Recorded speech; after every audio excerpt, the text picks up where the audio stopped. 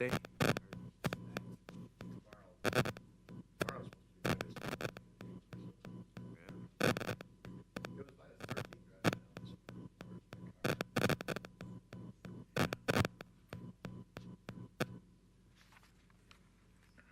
How long is this going to last? Just a Wednesday. Not enough time for you to get on another cruise. All right.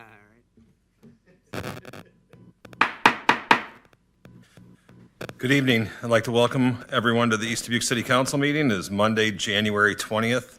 I ask that you please turn your cell phones off during the meeting and please be quiet during discussions. Please stand for the Pledge of Allegiance.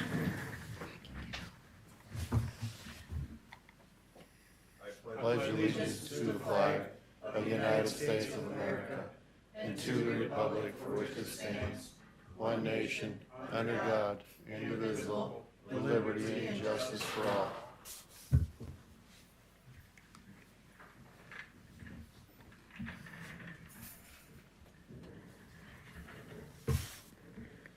(25-0111) call to order. Belkin. Here. Bergmeyer. Here. Dagenhart. Here.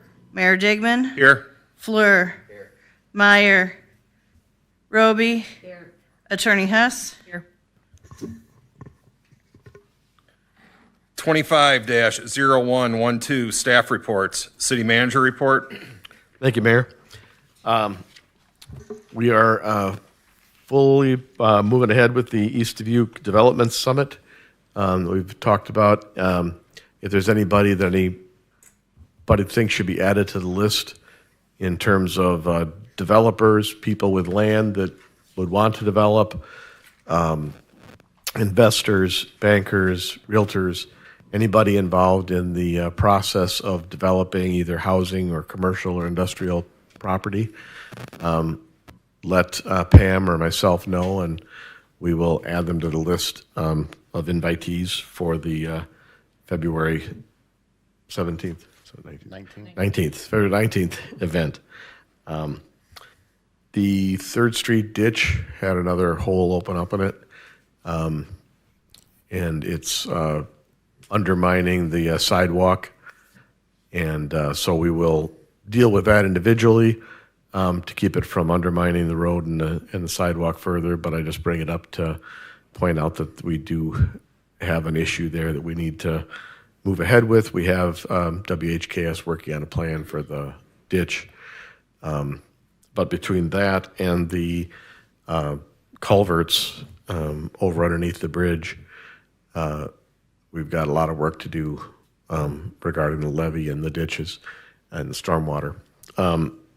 We did get a report that we've got 3 stormwater ditches that all kind of converge by the bridge, and all 3 are in bad shape and need to be replaced before we end up having something wash out. So we did get a report from the engineers that we can consolidate those into one culvert and abandon the other 2 culverts. So that'll make it much less costly for us to repair it and reduce the potential future costs and risks involved in punching holes through the levee. So we'll be moving ahead with that and keep you informed. New police officers, Andrew Gray, the certified police officer we hired last fall, has completed his FTO, which means he's, as of the first of the year, he's able to operate on his own. He's passed everything with flying colors that we have. We are in the process of hiring another candidate without experience who will go to the go into the academy. We hope in February. If we're able to get him in February, he'll be out by June, and we'll be able to have him for the summer ramp up. And then we'll be having to hire another one for when Mickey ends up retiring. The Oxford Street project, the bid has gone out and been approved. Louis Trenching got the bid, and so we're waiting for the IEPA to come back with that. But for everybody I hear about for Oxford that doesn't believe we're actually going to move ahead with that project, Oxford is moving ahead, and there has been a bid approved. Likewise, the Indian Hills sewer project, we had the pre-bid meeting this past week, and I believe we had 5 potential bidders there, which is a real healthy number. And if we can keep several of those, we should get good competition on that project. And so we're moving ahead with that. And that is my report. Thank you. I do not have anything this evening.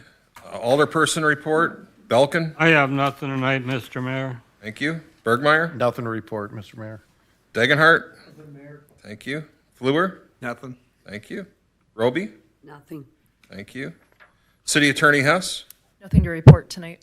Thank Thank you. you, Mayor. Okay, Chief Heim.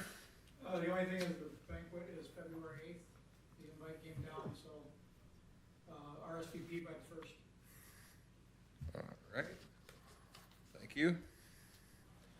25-0113, speakers from the floor. There are none noted. 25-0114, consent agenda. Motion approved. Second. Roll call.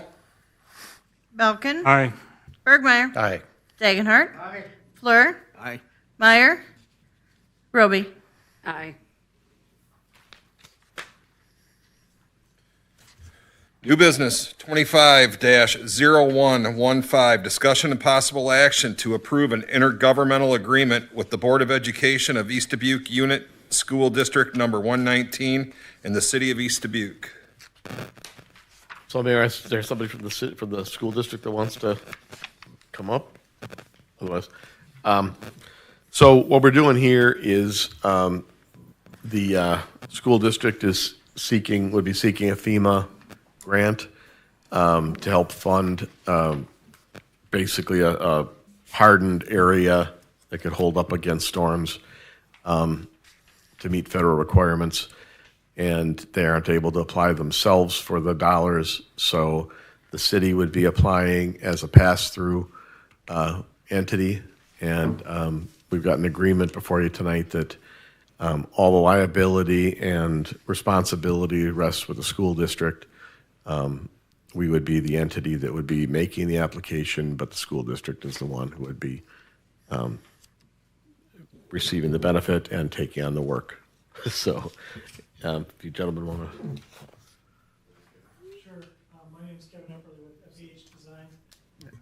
That helps. FEH Design Architects and Engineers, and we're working with the school district on this grant application through the state of Illinois and FEMA, the federal agency. In order for them to be eligible, they have to be a part of the county's emergency management plan. That's why it's very common for school districts to work directly with their municipalities. Our grant writer, Jordan Buss, is available with any specific questions you might have. But he's worked with about 20 different school districts. Our firm is currently working with 6 school districts on this grant. It's a BRIC grant, Building Resilient Community Infrastructure in Communities. The school district will be able to construct about 10,000 square feet, which normally would be about $5 million. To harden that space, it'll be about $6 million all in, but about $5 million of that will come from FEMA if we are selected. FEMA has allocated $750 million for these BRIC and HMGP grants, specifically for communities for tornado safe rooms. So you're a very competitive community for this because you are an EDRC, which is an economically disadvantaged rural community. There's a 100-point system that you pursue for these grants. That's worth 40 points alone. And because of some other aspects of the school district, the population that's served right there, the school district is really the most popular component within the community to pursue this grant. So it is a pass-through There's no cost to the city. It's just really kind of a pass-through of the funds that are allocated as a recipient to the school district. Any questions? No, none at all. There's no legal liability to the city on this at all. No legal liability at all. Pay all the fees and everything else. Correct.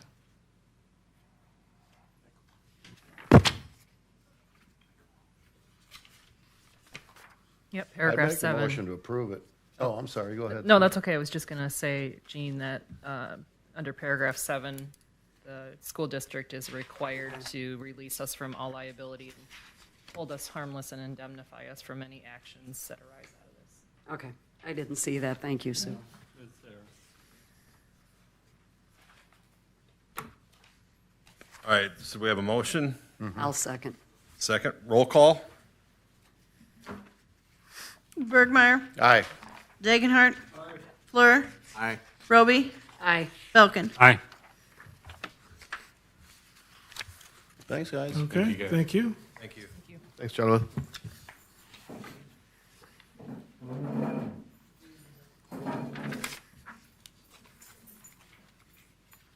Twenty-five 0116, presentation and possible action to approve plat of survey parcel A and B to become part of parcel 1 and 2 in the city of East Dubuque.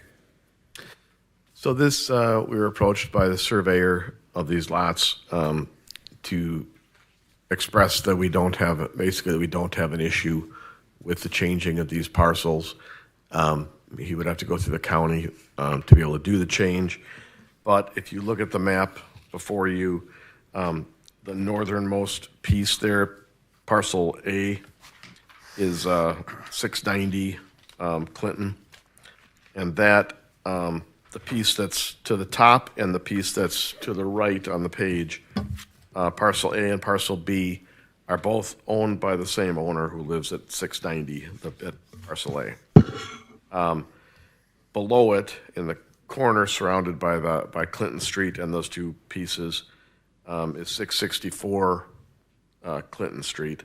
And what they want to do is break that so that everything north of 664 would go with parcel A, and everything behind 664 would go with parcel B.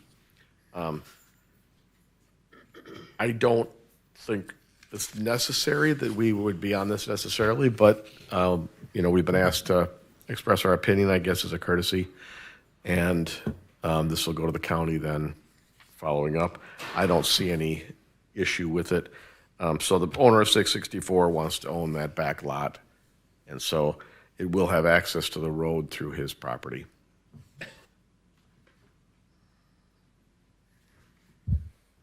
I asked for the surveyor to send something, and that's the sheet you have in front of you here. Yeah, I see that.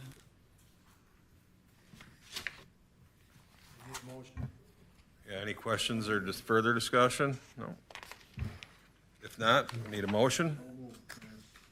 Second. Roll call. Dagenhart. Aye. Fleur, Aye. Roby, Aye. Belkin. Aye. And Bergmeyer. Aye.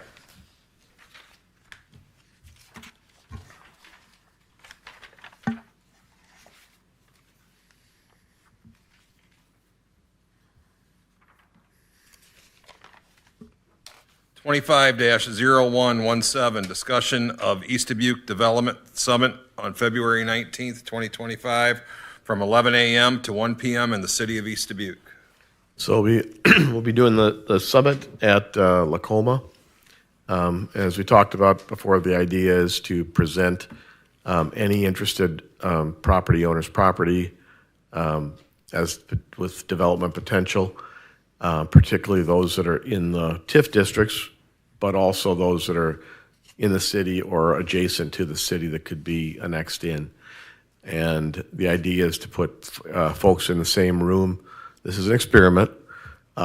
Put folks in the same room that represent all the different aspects of development and would know about any potential investors and things, and match investors developers and landowners and see if we can get something going in East Dubuque for either housing, commercial or industrial development, or a combination.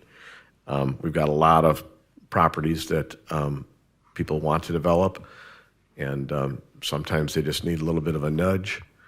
And given the potential for TIF involvement in bringing in infrastructure, I think it's a great time for us to. We have something that other communities don't have. We have actual TIF dollars in the bank, and the ability to develop our community. And so I think this is a great opportunity for that. So this will be Lacoma, where we're thinking is we'll just have a box lunch, business meeting, first hour, kind of walk through the places that we have, and then allow people to mix and see what we can do going forward. And I don't expect that we're going to do it perfectly this time, but I think this is a model I think we can develop to try to get things going for development in the city. Yeah, I think it's a great idea. I mean, if we can get all the players in the room and have them network, I mean, I think it's definitely a step in the right direction to get things moving. Is that open for the council to? Yeah, we'll have to publicly notice it if a majority of the council wants to. So what we'll do is take the interest of council members, and if we reach a point that we have to publicly notice it, then we'll notice it for that purpose. So that was just purely discussion. So with that, we're going to go to 25-0118. Motion to adjourn. Still moved. Second. Roll call. Fleur, Aye. Roby, Aye. Belkin, Aye. Bergmeyer, Aye. and Dagenhart. We are adjourned.